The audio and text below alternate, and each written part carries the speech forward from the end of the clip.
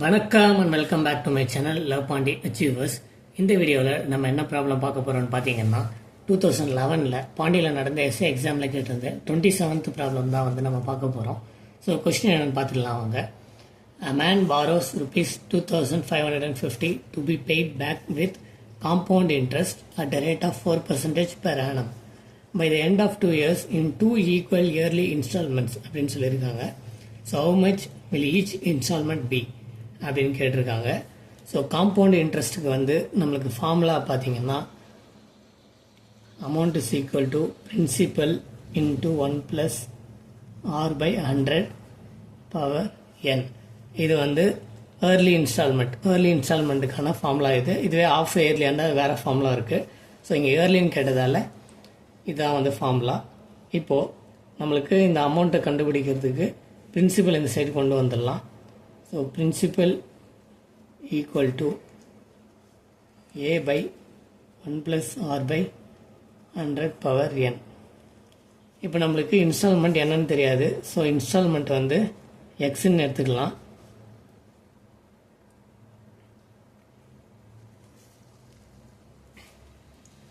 அடுத்து பார்த்தீங்கன்னா இப்போ இன்ஸ்டால்மெண்ட் எக்ஸை கண்டுபிடிக்கிறதுக்கு இந்த ஏல நம்ம சப்ஸ்டியூட் பண்ணணும்.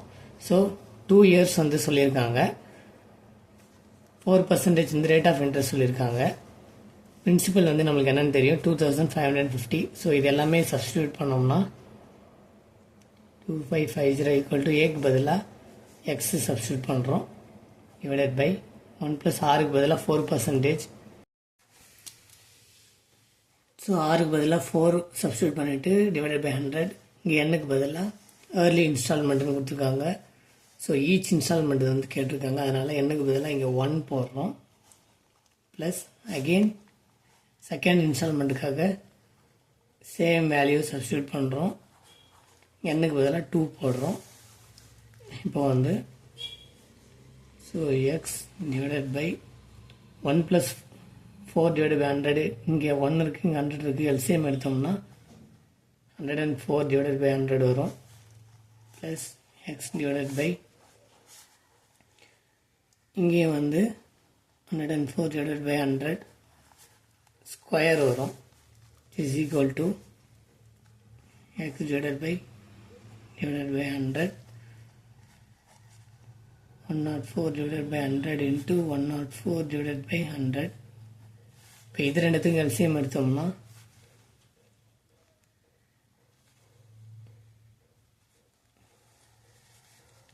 104 divided by 100 into 104 divided by 100 வரும். இங்கே 104 divided by 100 1 தான் இருக்குது. So x into 104 divided by 100 வரும். ப்ளஸ் இங்கே 2 இருக்கிறதுனால வெறும் எக்ஸு தான். இப்போ எக்ஸை காமனாக எடுத்துக்கலாம். எக்ஸை காமனாக எடுத்தோம்னா 104 divided by 100 ப்ளஸ் 1 வரும். Divided by 104 divided by 100 into 104 divided by 100 is equal to இப்போ இதுக்கு எல்சிஎம் எடுத்தோம்னா x into 100 204 divided by 100 வரும். இப்போ இதை கிராஸ் மல்டிப்ளை பண்ணோம்னா into 100 divided by 104 into 100 divided by 104.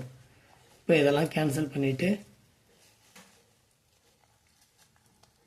52